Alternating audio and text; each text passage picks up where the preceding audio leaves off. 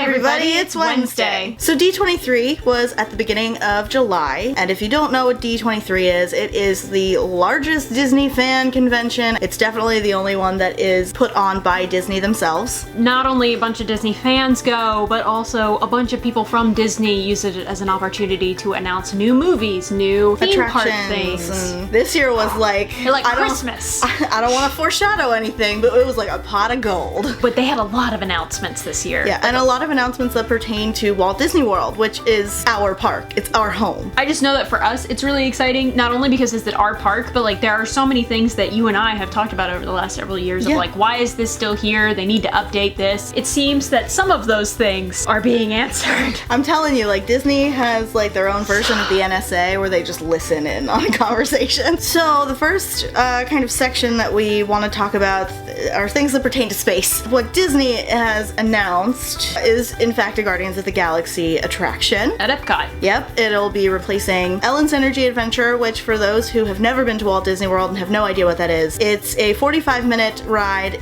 mostly in the dark where Ellen DeGeneres and Bill Nye tell you about energy. It was very clearly made like at least 20 years ago. It's like baby Ellen. And Bill Nye is a silver fox now, and he's definitely not in the ride. The audio animatronics on the ride are often broken. It's a really cool premise for a ride. I really hope that they kind of reuse some of the mechanics of Ellen's Energy Adventure for the Guardians of the Galaxy ride. Yeah. Ultimately, I'm not too disappointed that it's going away. No. I will miss having that 45 minutes to sit down in air conditioning. Well, we don't know what this new ride is going to be like. We don't know if it's going to be 45 minutes or not. It probably won't be, given that Guardians of the Galaxy is geared more towards adventure. We know pretty much nothing about the Guardians of the Galaxy ride, except that for what we know, it's not a roller coaster. And that they're tying it back into Epcot by claiming that young Peter Quill, at probably like 6 or 7 before he's, taken into space by Yondu, he went to Epcot. Why not? So, next to Guardians of the Galaxy, currently there's like an unused building. It used to have all of these cool things like Innoventions kinda used to do. When we were still kids, like they got rid of all of those things, and for a while the building just sat empty and was not in use. And then probably a couple of years ago, like 5 or maybe 10 years ago, they started using it as a festival center for things like the Flower and Garden Festival. And so we're going into space here. This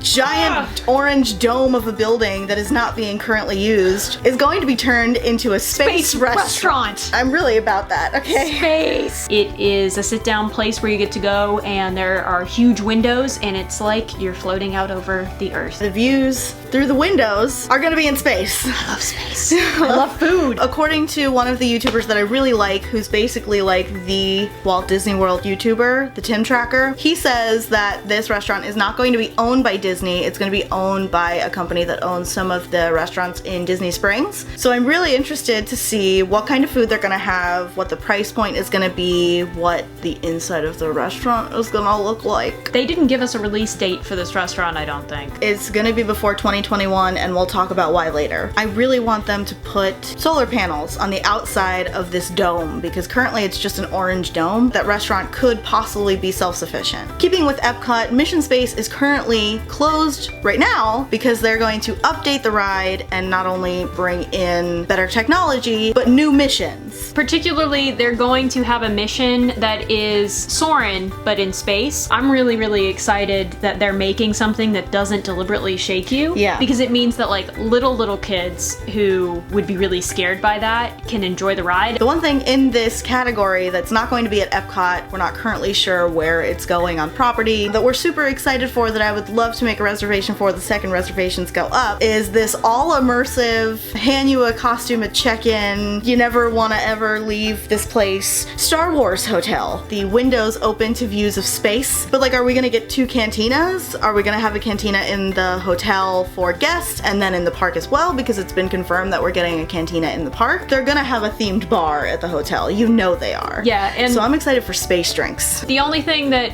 we really want to add about the Star Wars land thing, besides the fact that it's called Star Wars Galaxy's Edge, is that of course we knew that that's what they were building when they shut down Main Streets of America. We did not know until D23 the sheer size of Star Wars land. They're building like full-size AT-ATs. So moving on to non-space attractions. In the Magic Kingdom, we will soon be getting the Shanghai Tron ride, which is super exciting. Tron is honestly one of my favorite movies. I don't know anything about what the Tron ride is actually about, except that you ride a light cycle. It is a roller coaster. And it's going in Tomorrowland, apparently like in a new space behind Space Mountain, next to Space Mountain. Undeveloped land. Does that one have an estimated release date? Before 2021. Going back to Epcot, but not talking about space, we are finally getting the Ratatouille ride that they have in Paris. I have not shut up about this ride since I went to Disneyland Paris. She really hasn't. I'm so excited for you to see this ride. I'm really excited. Ratatouille is probably my second favorite Pixar movie. Oh yeah, definitely. Unlike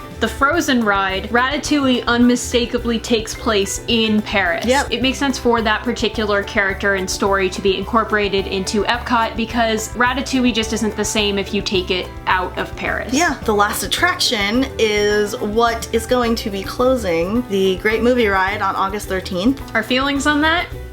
Okay. For those of you who don't know what the Great Movie Ride is at all, it was basically you got in this really giant car, a cast member would get in with you and tell you that you're gonna go ride through the movies of Hollywood, and there's like audio animatronics of Julie Andrews and Dick Van Dyke singing Chim Chim Cheree and Singing in the Rain. Yeah. So what is happening with this is that they're gonna gut the ride and keep the Chinese theater facade on the outside. What's going on the inside, which I'm totally fine with, is a Mickey and Minnie ride, which is the first in a Disney park ever. Goofy is conducting the train, and that's why it's unpredictable.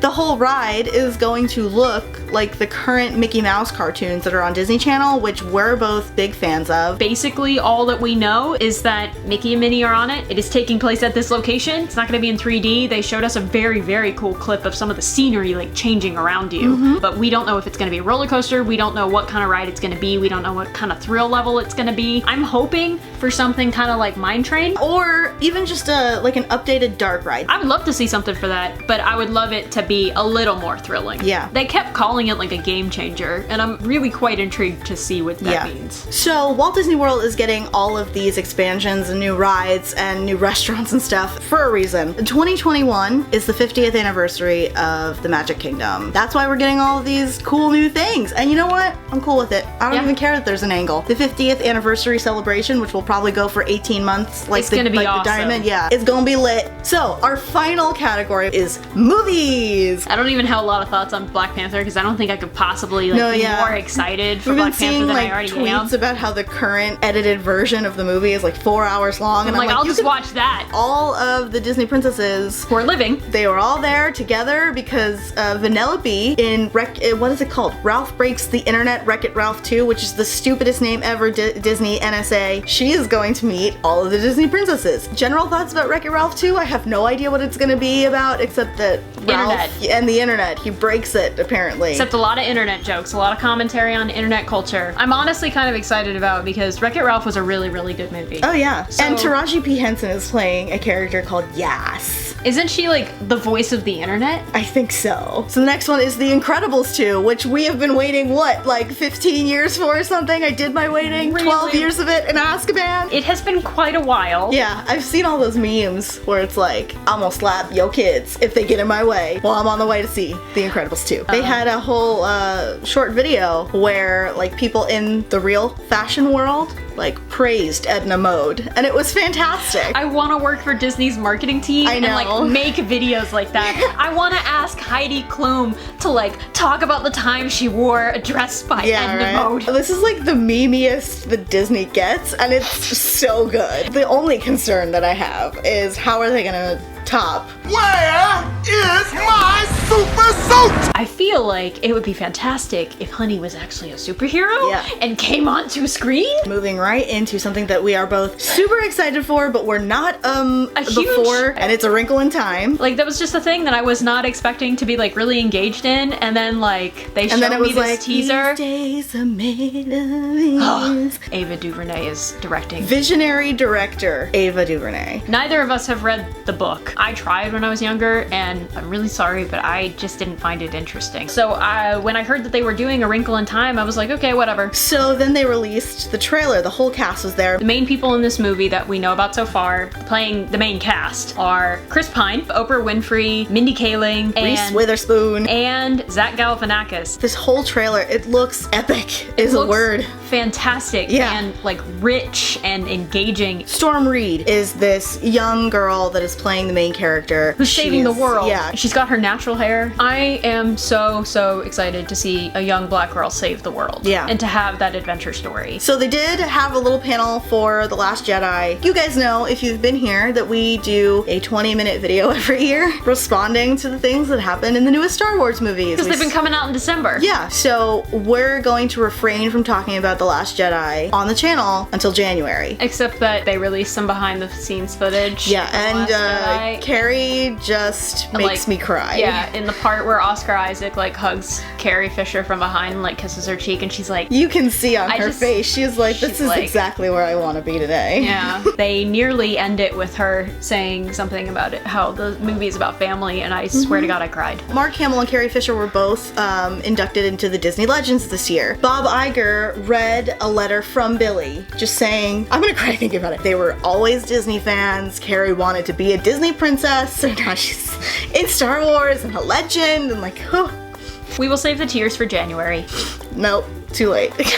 So yes, we are excited about The Last Jedi. We have seen the posters. We have seen the behind the scenes footage. John Boyega's ready. He's so ready for this. I'm so excited. And now just one last thing to talk about. It's not really a big deal. I don't even know why we're talking about it. Life is like a hurricane here in Duckburg. DuckTales or whatever is coming out. Stars, lasers, airplanes. It's a Duckburg. Like, psh. I think I watched like 2 episodes when I was a kid. Might solve a mystery. I don't really care that it's coming out August 12th. And that it's gonna be on TV for 24 hours. Or rewrite history. DuckTales. Woo!